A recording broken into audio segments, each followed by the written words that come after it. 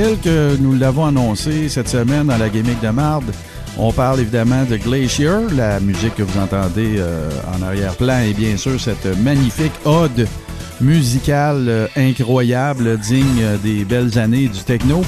On se reporte un peu à l'époque là, à la WCW. On est en 95-96. Eric Bischoff, qui est à la tête de l'organisation, a comme stratégie d'aller chercher de l'auditoire un petit peu plus large, ou en tout cas des segments démographiques un petit peu plus étendus. Donc, ils ont l'idée, bien sûr, de créer un personnage qui s'inspire du très populaire Mortal Kombat. La toune n'est pas sans rappeler d'ailleurs. Et à qui font-ils appel? On parle d'un homme qui s'appelle Ray Lloyd. C'est un gars qui vient de la Géorgie, qui est issu d'une famille très impliquée dans le combat contre les mécréants et les criminels. En fait, son père était policier, sa mère travaillait également pour l'État au niveau des permis de conduire. Son frère était aussi policier. Donc, on parle d'un gars là, qui a été élevé dans les forces de l'ordre. Vers le début de son adolescence, il décide de se lancer un peu dans les arts martiaux. Il est fait mention, en fait, dans les diverses lectures que j'ai faites, d'une affaire qui s'appelle, je vais sûrement scraper le nom, le Unga, ou quelque chose de même. Tant et si bien qu'étant un athlète naturel, il s'en sort très bien, il remporte des tournois de ce qu'on appelle le full contact. Puis, à un moment donné, les règles relatives à ces tournois-là ont changé, puis c'était difficile parce que c'était également un très bon joueur de football, donc il ne voulait pas se blesser, bien sûr, dans le cadre de ces tournois d'arts martiaux-là. Donc, on avance un peu dans le temps. Il a roulé sa bosse, un peu comme tout le monde là, qui a passé, dont on parle dans le Coréron. Évidemment, vous savez, si vous écoutez le Coréron régulièrement, que la WCW est en fait l'extension de ce qu'était la NWA. Donc, notre ami Ray Lloyd a fait les circuits indépendants et s'est retrouvé à un moment donné à la NWA, l'ancêtre de la WCW. Il s'appelait à l'époque Sugar Ray Lloyd. Il s'est fait donner son nom de ring par un autre lutteur très old school dont on parlera sûrement éventuellement, qui est un gars qui était super populaire, babyface là, à l'époque des territoires, qui s'appelle Tommy Rich. Et c'est à notre ami Diamond Dallas Page qu'on doit l'arrivée de Ray Lloyd auprès de la WCW. C'est un body à lui, en fait, là, Diamond Dallas Page, sur lequel on fera sûrement une chronique éventuellement. Tenancier de barre défeuilleuse, notre ami DDP. Donc, concordant avec tout ce qu'on vient de discuter dans l'entrée du segment, le gars, il a le profil, c'est un gars qui fait des arts martiaux. Eric Bischoff, qui est ben chum avec DDP, qui le lui réfère, a l'idée de faire quelque chose qui rappelle Mortal Kombat. C'est du personnage Sub-Zero, bien sûr, que toute cette belle gang-là s'inspire. Pourquoi que c'est une gimmick de marde? En fait, jusque-là, tout ce que je viens de vous raconter, ça a bien du bon sens. La stratégie d'amener un personnage qui fait ça a bien du bon sens. Bon, tout fait bien du sens. Sauf que ce qui est arrivé, en fait, c'est que c'est l'intro, le début de Glacier qui a été complètement scrap. C'est-à-dire que, imaginez-vous que, dans un premier temps, il y a eu un paquet de vignettes qui avaient été faites. Vous en souvenez sûrement si vous écoutiez Nitro à l'époque. Là, on est en 96, fin 95, début 96. Il y a eu énormément de vignettes qui ont été présentées. Imaginez-vous, son costume, puis il va y avoir des photos sur la page Facebook, son costume, il a coûté 35 000 $ US à l'époque à faire, de 1. De 2, la rumeur veut que, puis j'ai lu ça à plusieurs endroits, puis je l'avais entendu dans des entrevues aussi, son entrée, lorsqu'il s'amenait au ring, on parle pas des vignettes, là, mais son entrée, là, lorsqu'il était présenté, puis tout ça, toute la conception de ça, les rayons laser, il y avait de la fausse neige qui revolait dans l'aréna, la musique, le ring était comme, il y avait comme des black lights dessus qui faisaient qu'il devenait bleu, comme si c'était une espèce de gros cube de glace, et tout ça. Ça a coûté 500 000 $. Imaginez-vous, là, 1,5 million juste pour concevoir son introduction. Ça vous donne une idée à quel point, parce que Ted Turner avait acheté la NWA, puis c'est devenu la WCW, à quel point il avait les poches profondes et à quel point ça devait foutre la chienne à Vince McMahon aussi. Donc, Glacier arrive, puis bon, il se fait, écoute, là, tout est fait. Il y a un faux œil, tu sais, il y a son œil qui est pas masqué, ou en tout cas un des deux. Il y a un verre de contact qui a l'air bleu, puis ainsi de suite. Sauf que, pourquoi que je dis que son entrée, elle a été complètement scrappée?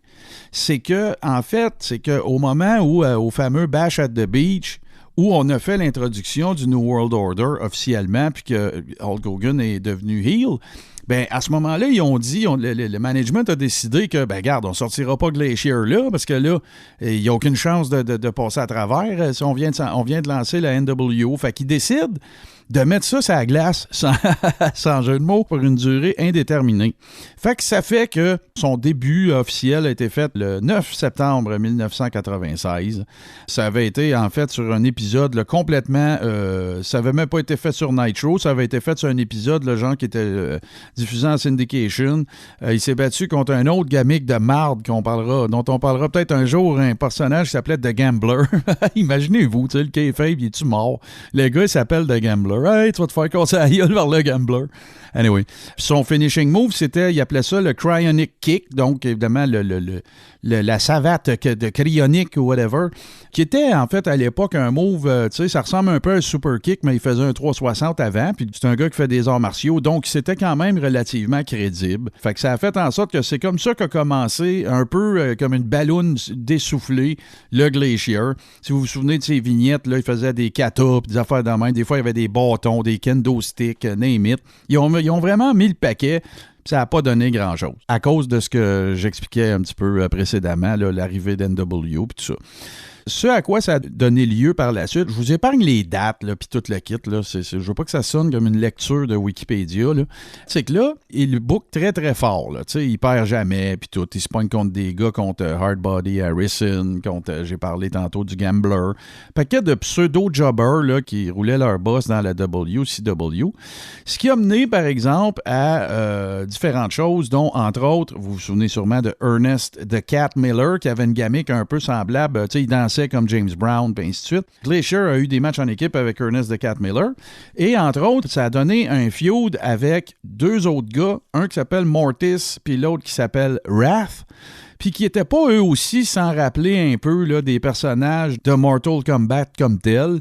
Mortis et Wrath, si vous voulez savoir c'est qui, il y en a un qui s'appelle Bryan Adams, c'est pas le chanteur, mais c'est le gars qui faisait Crush dans la WWE. Et l'autre, j'oublie son nom exact, mais c'était le gars qui faisait Adam Bomb, en fait. Si mon ami Francis Prudhomme était là, il se rappellerait probablement de son nom avec tout son knowledge encyclopédique. Ça donne lieu à ce feud-là qui va par la suite culminer en un feud entre plus précisément le Glacier et Mortis et ou Wrath. Un feud qui n'a pas levé, qui n'a pas donné de combat vraiment nécessairement intéressant, si ce n'est pour dire que jusque-là, Glacier n'a jamais perdu. Mais il y a eu bien des schmozes, il y a eu bien des disqualifications et des affaires de même, mais il n'a jamais perdu dans le milieu du ring. Sa première défaite, elle lui est arrivée contre Buff Bagwell, presque un an plus tard. Et par la suite, synonyme de la destruction totale et complète du personnage de Glacier, bien évidemment qu'ils l'ont mis dans un combat genre de championnat du monde contre Goldberg, alors que Goldberg était à son top. Et il s'est joyeusement fait ramasser. On parle vraiment d'un squash, là, de quelque chose qui se calcule même pas en minutes. Au final, ce que ça a donné, honnêtement, puis attendez, je dis au final, mais il y a plein d'autres histoires, c'est qu'après ça, il s'est ramassé contre... En fait, il est devenu jobber plutôt contre des gars comme Steve McMichael, Prince Iaukea, Lex Luger, à Nitro, à Thunder. Fait qu'en gros, c'est pas compliqué. Ils ont décidé que le personnage de Glacier, ça deviendrait un genre de jobber de luxe qui a coûté une fortune.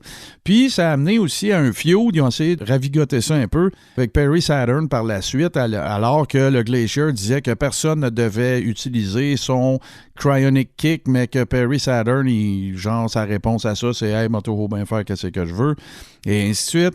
Donc, ça a donné un feud dont il n'est pas nécessaire de passer trop de temps. Tu sais, juste pour donner une autre idée, durant le temps de son passage, là, on parle de 4 fois, en fait, qu'il a mangé une volée par Goldberg. Donc, tu sais, on s'entend dessus que très difficile de s'attacher à un personnage dont la seule lettre de noblesse, c'est de se faire sacrer une volée à peu près n'importe quand, après avoir été un an avec un push assez huge, là, puis il a été quand même booké comme un gars solide. Là.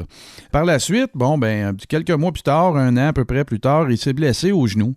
une blessure majeure là, qui a fait en sorte qu'il a dû faire un petit hiatus puis revenir un petit peu plus tard, pour être précis, de juin à novembre. Et par la suite, il a décidé, ils ont dit, tiens, on ne sait plus quoi faire avec, on va le faire tourner heel. Donc, il a envoyé promener son body de l'époque, Ernest Miller. Puis ensuite, à cause de sa blessure au genou, il a fallu qu'il change son finishing move.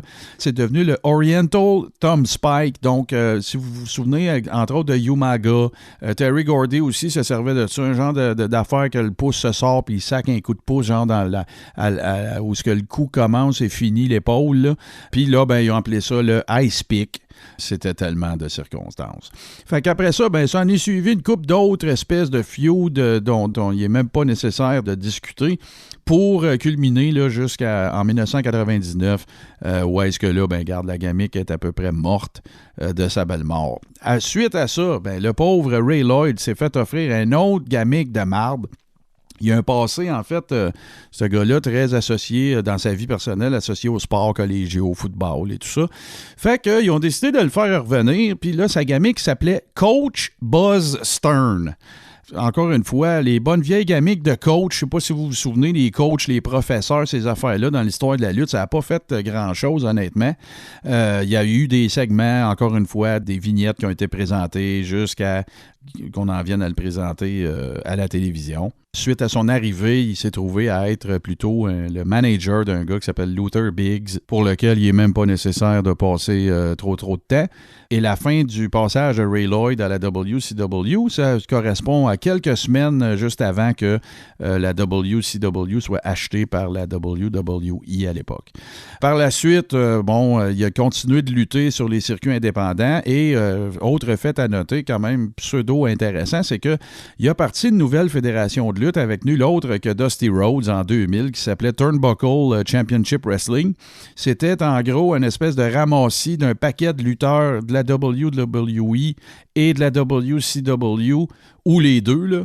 Je vous parle de gars comme Scotty Riggs, Barry Windham, un autre qui a déjà fait la gamique de marde qui s'appelait dans cette fédération-là Big Ron Studd, mais qui était en fait Ron Rice, qui était le fameux Yeti.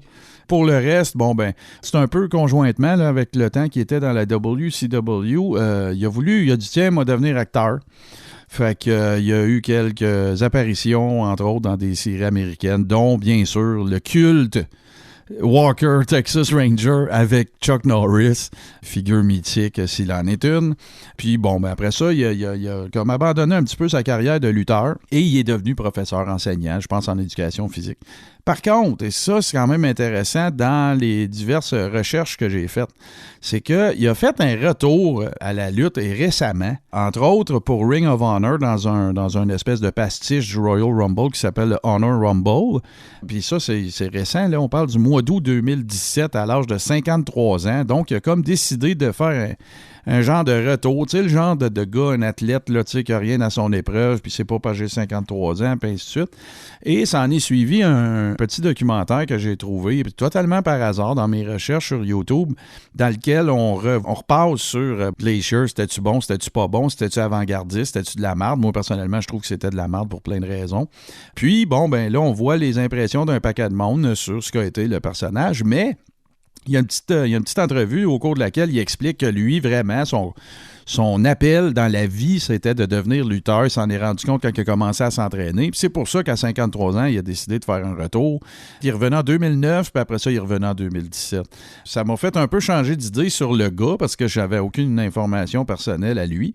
Mais même dans le cadre de l'entrevue, il va même jusqu'à en pleurer tellement il tripe sa lutte. Donc, le Glacier, rendez-vous manqué, c'est ça que j'aurais envie de dire. Pour ce qui est de la gimmick de marde, vous ferez votre propre conclusion. Par contre, le suit, je trouvais ça qui était à mort.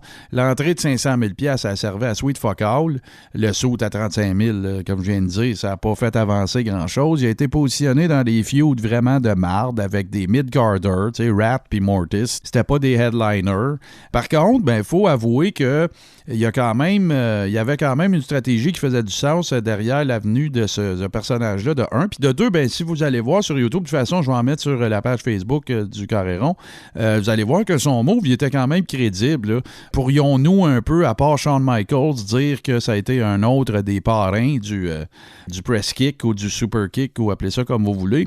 Peut-être, mais ça serait sa seule contribution, la seule contribution que je lui trouverais dans le monde de la lutte. Sinon, ben je salue son retour à 53 ans, il faut quand même le faire. Évidemment que vous vous doutez bien qu'il n'est plus à la même shape, qu'il n'est plus dans les mêmes dispositions pour faire ça.